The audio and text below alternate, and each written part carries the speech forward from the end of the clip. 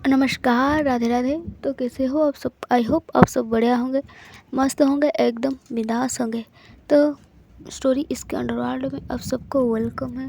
Story के previous part में क्या हुआ था क्या नहीं, ये तो आप जाकर प्लीज़ उस पार्ट में सुनकर आइए। तब तक चलते हैं आज की स्टोरी की तरफ। तो स्टोरी की प्रीवियस पार्ट में थोड़ा बता देती हूँ। तो स्टोरी की प्रीवियस पार्ट के लास्ट सीन में कुछ यूँ हुआ था। रीत जो होती है वो गई थी हॉस्पिटल आरोही को लाने के लिए, और वो जब हॉस्पिटल में पहुंचकर हॉस्पिटल के अंदर एंटर करती है तो वहाँ क्या होती है ना, रीत से एक नर्स आके टकरा जाती है और वो नर्स गिरने वाली होती है। तभी रीत ही उसे उस नर्स को उसकी कमर से थाम लेती है, और उसी वक्त आरोही आरोही हॉस्पिटल की दूसरी कॉरिडोर से आ रही होती और वो ये सीन देख लेती है, किस तरह रीति उस नर्स की कमर को पकड़ी हुई है। और आरोही यहाँ थोड़ा नाराज़गी दिखाती है, पर रीति उसे मना लेती है। और क्या क्या हुआ था प्लीज़ जाकर उस पार्ट में सुनकर आइए।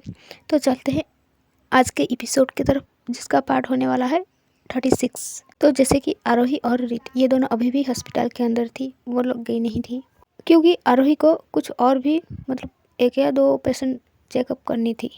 तो आरोही जाती है एक पेशेंट की चेकअप करने के लिए, जो कि वो थी एक ओल्ड लेडी, जो कि बुजुर्ग कह सकते हो। तो उनके घुटनों पे शायद कुछ प्रॉब्लम थी, जो कि वो ठीक से चल नहीं पा रही थे।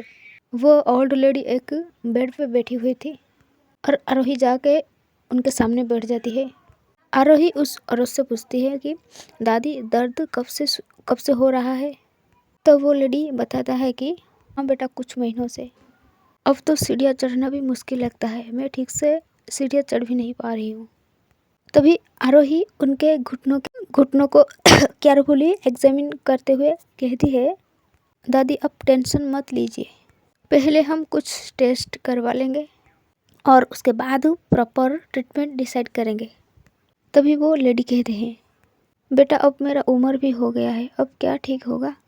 देन आरोही मुस्कुराते हुए कहती है, ऐसे मत बोलिए दादी, उम्र बढ़ना प्रॉब्लम नहीं है, उम्मीद छोड़ देना प्रॉब्लम है।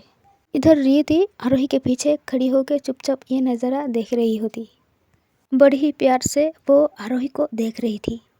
रीत के चेहरे पर हल्की स्माइल भी थी। इधर आरोही वो लेडी को कुछ मेडिसिन और कुछ प्रेस्क्रिप्शन समझाती है। उसके बाद आरोही वो लेडी से कहती है, और एक बात दादी, रोज थोड़ा वॉक करिएगा, लेकिन जितना कंफर्टेबल हो उतना ही। देन वो लेडी स्माइल करते हुए कहते हैं, तुम बहुत अच्छी डॉक्टर हो बेटा। इधर आरोही स्माइल करते हुए कहती है, बस आप जल्द ठीक हो जाइए। ठीक है बेटा, भगवान तुम्हें हमेशा खुश रखे। इतना कहकर वो लेडी धीरे से उस बेड से उठती है और वो वहाँ से धीरे धीरे चले जाते हैं। इधर आरोही जब पीछे मुड़ती है तो वो देखती है कि रीति उसके पीछे हाथ फोल्ड करके खड़ी है और उसे ही देख रही है। आरोही रीत से पूछते, क्या हुआ, तुम मुझे इस तरह क्यों देख रही हो। रीति स्माइल करके कहती है, कुछ नहीं, बस ऐसे ही। तो डॉक्टर साहिबा, अगर तुम्हारी काम ख़त्म हो गया तो क्या हम अब घर जा सकते हैं।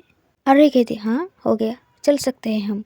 रीति अपने हाथों को आगे करके कहती है, तो फिर चलिए। रीति की इस बात पर आरोही थोड़ा मुस्कुरा देती है। फिर आरोही और रीत ये दोनों हॉस्पिटल से बाहर आती है। पहले रीत जाकर अपनी बाइक पर बैठकर बाइक को स्टार्ट करती है। उसके बाद बाइक जैसे स्टार्ट करती है तो वो आरोही को इशारा करती है कि बैठने के लिए। आरोही बाइक पर उसकी रीत के पीछे बैठती है। आरोही अपने हाथ को रीत के कंधे पर रखती है। रीत बाइक की फ्रंट मिरर से आरोही की चेहरे को देखती है। पता नहीं, रीत जब यूँ इस तरह देखती है तो वो थोड़ा शाय फील करने लगती है। दोनों के चेहरे पे ही स्माइल जाने का नाम नहीं ले रहा था, दोनों ही बड़ी मुस्कुराती जा रहे थे। फिर रीत के बाइक धीरे धीरे आगे बढ़ने लगती है। रीत आरोही से पूछती है कि अच्छा एक बात बताओ, तुमने मेरी बहन से क्या बोली। आरोही जब रीति के मुंह से ये बात सुनती है तो अचानक उसके दिमाग में वही वाला सीन याद आ जाती है, जब आरोही ने ये बोला था कि आज तुमने मुझे लेने आओगे हॉस्पिटल। पर जब ये बात कही थी वो थोड़ी ना फ़ोन के दूसरी तरफ से रीत थी, जैसे कि रीत की फ़ोन उसकी बहन प्रीति रिसीव की थी। आरोही कुछ नहीं कहती है। उसके बाद रीति फिर से पूछती, अरे बताओ क्या बोली थी। देन आरोही अपनी नज़र थोड़ा इधर उधर करके कहती है, क्या मैंने तो ऐसा कुछ भी नहीं कहा। वैसे मुझे पता नहीं था कि तुम मुझे लेने आओगे। रीति थोड़ा स्माइल करके कहती है, अच्छा सही है।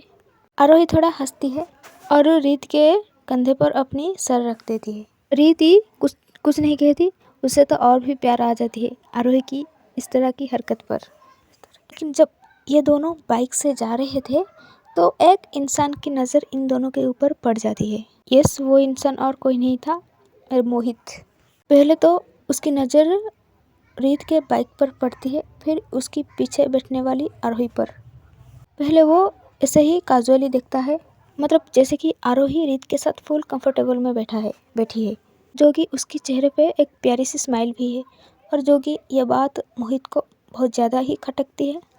इन दोनों को देखकर मोहित का नज़र, मतलब उसका फेस धीरे धीरे सीरियस हो जाता है।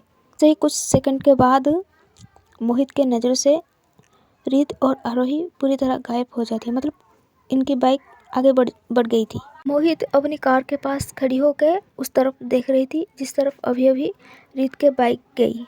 मोहित अपनी मन में कहता है, आरोही रीत के साथ कुछ तो अजीब है। नहीं, मुझे पता लगाना होगा, कुछ तो ज़रूर गड़बड़ है, क्योंकि मैंने जब रीत को आरोही के इंफॉर्मेशन निकालने के लिए बोला था तो इसने मना कर दिया था। कुछ तो रीज़न है। आरोही, तुम सिर्फ मेरी हो और बहुत ही जल्दी तुम मेरी बनने वाली हो। रीत, अगर कुछ ऐसा होगा भी तो तुझे रास्ता से हटना पड़ेगा। इतना कहकर रीत एक मिस्टीरियस स्माइल करता है और वो अपनी कार के अंदर बैठकर कार को स्टार्ट करके वो वहाँ से निकल जाता है। इधर ऐसे ही कुछ देर बाद रीत अपनी बाइक को लाके आरोही के घर के सामने स्टॉप करती है। आरोही बाइक से उतरती है। बाइक से उतरने के बाद आरोही रीत के तरफ देखकर स्माइल करके कहती है, ओके बाय।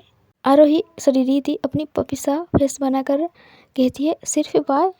आरोही थोड़ा अपनी नज़र ऊपर करके, मतलब अपनी आईब्रो ऊपर करके रीत की तरफ देख कर कहती है, और क्या चाहिए। उसके बाद रीति धीरे से कहती है, फिर जाने दो, चाहिए तो बहुत कुछ, लेकिन फिलहाल तुम दे नहीं सकते, ना ही मैं ले सकती। रीत की ऐसी डबल मीनिंग बात सुनकर आरोही उसकी तरफ घूरते हुए देखकर कहती है, क्या बोला। क्योंकि आरोही ने इस बात सुन लिया था, भले ही रीत ने ये बात धीरे से बोली थी। रीत थोड़ा फेक स्माइल करके कहती, अरे कुछ नहीं, तुम जाओ ना, घर के अंदर जाओ। उसके बाद आरोही थोड़ा मतलब स्माइल करके रीत के पास आती है, मतलब थोड़ा उसके करीब। रीति अभी भी बाइक के ऊपर बैठी हुई थी और उसकी नज़र मतलब नीचे झुकी हुई थी। आरोही धीरे से रीत की तरफ देखकर कहती है, इधर देखो। के बाद रीत अपनी सर ऊपर करके आरोही के आंखों में देखती है। ये दोनों कुछ सेकंड के लिए एक दूसरे के आंखों में देखते रहते हैं। फिर ही आरोही कहती, जो तुम्हें चाहिए वो ज़रूर मिलेगा, लेकिन अभी नहीं, और यहाँ तो बिल्कुल भी नहीं। जैसे कि तुम्हें पता है कि मेरी पापा एक पॉलिटिशियन है, तो इसलिए ना वो ज़्यादा थोड़ा सिक्योरिटी का ध्यान रखते हैं, और इसलिए हमारे घर के बाहर सीसीटीवी लगी हुई है। अगर मेरे पापा को हम दोनों के रिश्ते के बारे में पता चल गया तो एक ना एक दिन तो ज़रूर मैं अपनी फैमिली से बताऊंगी, लेकिन अभी फ़िलहाल नहीं, क्योंकि भाई की शादी है तुम्हारी बहन के साथ, सो इसलिए समझ रही हो ना। आरोही की बात सुनकर रीत कुछ नहीं कहती, वो बस स्माइल करके अपनी सर हिला कर हाँ में भरती है। देन आरोही कहती, ओके, ध्यान से जाना और घर पहुंचकर मुझे कॉल करना। रीत कहती, जी डॉक्टर मैडम। इतना कहकर वो बाइक को स्टार्ट करके अपनी घर के ओर निकल जाती है। फिर आरोही भी वहाँ से अपनी घर के अंदर आने लगती है। अपनी रूम में जाके वो थोड़ा बहुत फ्रेश होती है। इस बीच रीत ने आरोही को मैसेज करके ये बता दी थी कि वो घर पहुँच चुकी है। तो भाई यहाँ से हम स्टोरी को थोड़ा आगे बढ़ाते हैं, मतलब ऐसे ही 3-4 दिन और निकल जाते हैं, और इस दौरान रीत की बहन प्रीति और आरोही के भाई रुद्र के, इन दोनों के शादी के डेट भी फिक्स हो गया था, और आज थी इनकी हल्दी। एक डाउट है भाई मुझे, मतलब पहले कौन सा दिन माना जाता है, मतलब हल्दी, मेहंदी और एक संगीत, इन तीनों में से पहला दिन कौन सा आती है मुझे नहीं पता, इसलिए मैं पहले दिन को हल्दी में रखा है। तो आप लोग ना इतना दिमाग मत सोच लगाओ, क्योंकि आपकी तो शादी हुई नहीं है। अरे भाई हम आते हैं स्टोरी पे। तो हमें रीत की घर का सीन दिखाया जाता है। मतलब पूरे घर को अच्छों से डेकोरेट किया गया था। जैसे कि रीत का घर ज़्यादा बड़ा नहीं था, मतलब कह सकते हो यहाँ हल्दी का रस्म चल रहा था। प्रीत एक येलो येलो कलर के लहंगे में बैठी हुई थी और उसके आसपास कुछ उसके दोस्त बैठे हुए थे और कुछ उसे टीस भी कर रहे थे, जैसे कि मस्ती मजाक। फिर रीत की माँ आती है, उनके हाथों में एक बाउन पे कुछ हल्दी थी। रीत की माँ उसके पास बैठकर उसे कहती है, मतलब उसकी जो बलाया लेते हुए कहती है, आज मेरी बेटी बहुत ज़्यादा खूबसूरत लग रही है, एकदम दुल्हन, किसकी नज़र ना लगे मेरी बेटी को। प्रीति थोड़ा इमोशनल हो जाती है। फिर उसकी माँ थोड़ा सा हल्दी अपने हाथों में ले गए प्रीति के दोनों गालों पे थोड़ा लगा देती है। प्रीति के आंखों में थोड़ा आंसू आ जाती है। फिर प्रीति की माँ उसकी आंखों से आंसू पोंछते हुए कहती है नहीं। उसके बाद प्रीति अपनी माँ के गले लग जाती है। ऐसे ही प्रीत के कुछ और भी दोस्त उसे हल्दी लगाते हैं। फिर एक एक करके जो मतलब पड़ोसी के जो आंटियाँ आए थे वो लोग भी प्रीत को हल्दी लगाते हैं। प्रीत हल्दी लगाने के बाद यह हल्दी जाएगी मतलब आरोही के घर। इधर रीत भी आती है, उसके बहन के पास बैठ जाती है।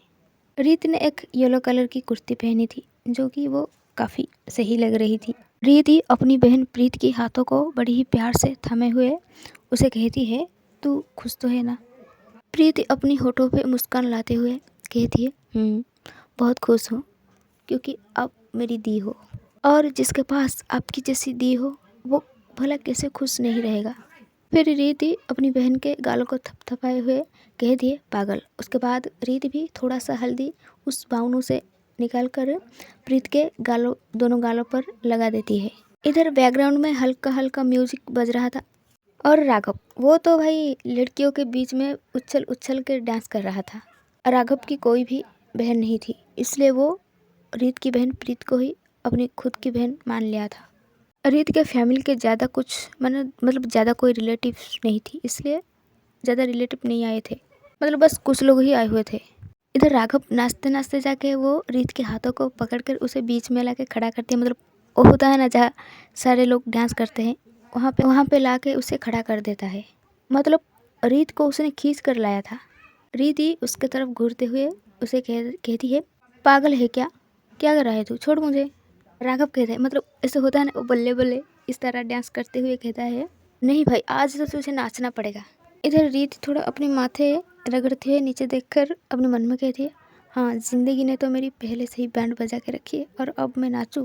तभी राघव उसे थोड़ा हिलाते हुए मतलब उसके कंधों से हिलाकर उसे कहता है, अरे भाई क्या सोच रहा है, नाचना, मेरा मतलब डांस करना, मतलब एक ही तो बहन है हमारी और उसको उसके हल्दी को ऐसे ही जाने दे। रीत कहती है, मुझे नहीं आती है डांस, मुझे और भी काम है, हल्दी लेकर रुद्र के घर भी जाना है, अगर तुझे डांस करना है तो तू कर, वरना चल मेरे साथ।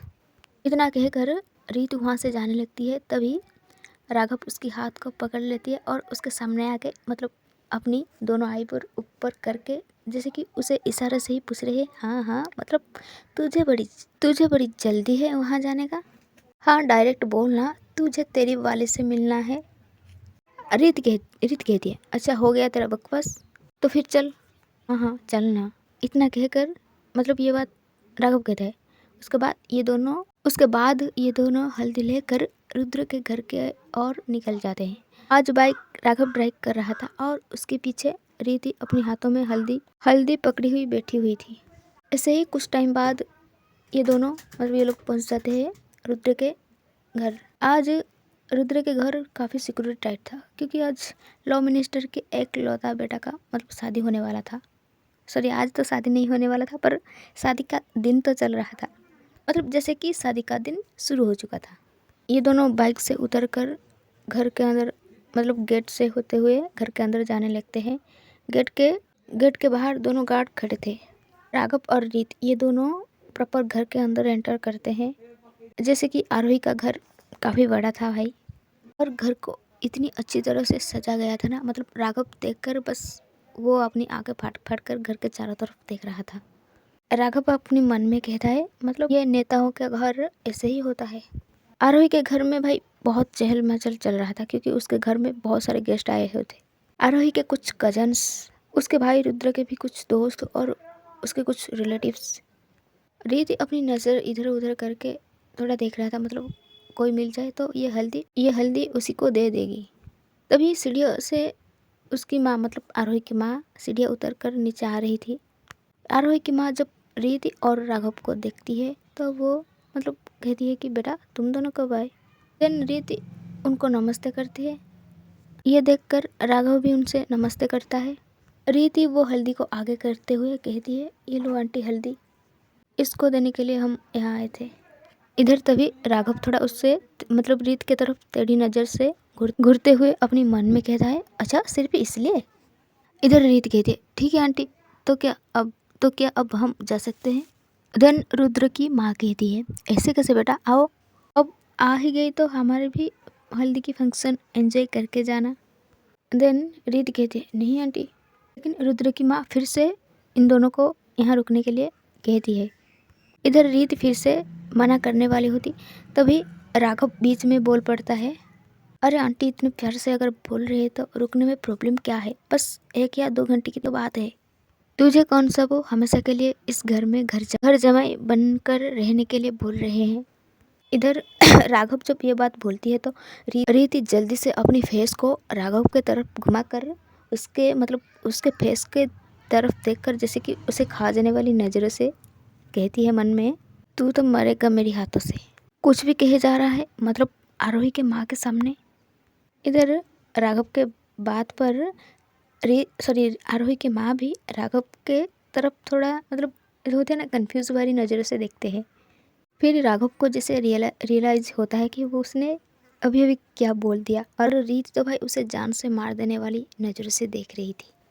देन राघव यहाँ समझदारी से वो थोड़ा जुक्कर की तरह अपनी 32 दिखाते हुए कहता है, हाँ आंटी मैं तो मजाक कर रहा था। उसके बाद आरोही की माँ थोड़ा स्माइल करके कहती है, ठीक है बेटा, कोई ना। अरे तो बेटा रुक जाओ ना, बस फंक्शन ख़त्म होने के बाद चले जाना। उसके बाद रीत भी और कुछ नहीं कहती, वो बस हाँ में अपनी सर हिलाकर मतलब जैसे कहती है कि ठीक है आंटी, आओ बेटा। आरोही की माँ इतना कहकर इन दोनों को उस तरफ लाती है, मतलब जहाँ इनकी फंक्शन होने वाली थी। वहाँ कुछ आरोही के कजन्स और दोस्त वगैरह थे जो कि मस्ती मजाक कर रहे थे, और रीत की नज़र वहाँ पर जाती है जैसे कि रीत ही उनमें से किसको ढूंढ रही है, या और कौन हो सकता है, ऑब्वियसली आरोही होगी। लेकिन आरोही यहाँ कहीं भी नहीं थी। लेकिन रीत को आरोही नहीं मिलती है, इसलिए उसका चेहरा थोड़ा लटक जाती है, वो थोड़ा मायूस हो जाती है। लेकिन वो कुछ सोचते हुए अपनी पैंट के पॉकेट से अपनी फ़ोन निकाल कर वो मैसेज करती है आरोही को, और मैसेज में वो बस इतना लिखती है कि कहाँ हो तुम। इधर राघव चला जाता है भाई कुछ खाने पीने के लिए, जैसे कि वो भुक्कड़ है।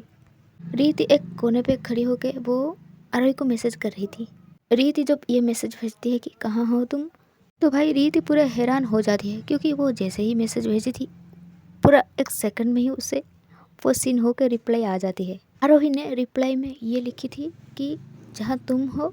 रीति थोड़ा कंफ्यूज होकर वो भी मैसेज भेजती है कि मतलब, और क्वेश्चन मार्क, फिर एक जो सोचने वाली इमोज, उधर से फिर से 1 सेकंड में ही रिप्लाई आ जाती है, मतलब कि मुझे पता है तुम हमारे घर पे हो और मैं भी हमारे घर पे ही हूँ।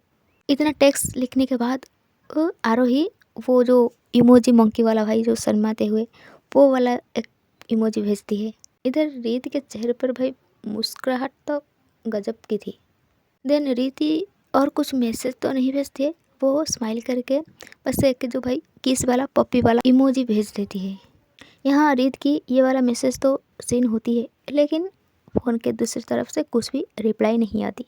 रीति आरोही को कुछ जवाब ना देता हुआ देखकर वो फिर से एक टेक्स्ट भेजती है, ओए। Then no reply, in fact no seen. तो भाई आज का स्टोरी बस इतना ही। मिलते हैं इसके नेक्स्ट पार्ट में, जानेंगे बुझेंगे नेक्स्ट पार्ट में क्या होने वाला है। तब तक के लिए भाई बाय बाय। अगर स्टोरी अच्छी लगी तो कर दो भाई सब्सक्राइब, दबा दो ज़ोर से उस रेड वाला बटन को। और भाई मैं स्टोरी रेगुलर नहीं दे पा रही हूँ, इसका मतलब सिर्फ ही नेटवर्क ही है भाई। मैं सच कह रही हूँ, मैं ब्लेम ना नेटवर्क को ही देती हूँ।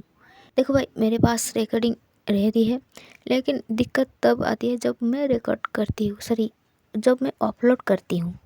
क्योंकि मैं स्टोरी तभी अपलोड करती हूँ जब मैं थोड़ा बाहर निकलती हूँ। लेकिन भाई जब घर में पड़ी रहती हूँ तो भाई नेटवर्क एकदम ज़ीरो, मतलब पूरे मल्टीप्लाई हो जाती है भाई मेरी नेटवर्क की। लेकिन डोंट वरी भाई, मैं चाहे जो कुछ भी क्यों ना हो जाए, मैं इस स्टोरी को तो कंप्लीट करके ही रहूँगी, क्योंकि मेरी बहुत सारे स्टोरी मैंने आधे अधूरा छोड़ दी है। मेरी पहले चैनल की 2 स्टोरी ऐसे ही अधूरा रह गई है, लेकिन आगे से ऐसा नहीं होगा भाई। तो भाई बाय बाय, टेक केयर, ख्याल रखना अपना।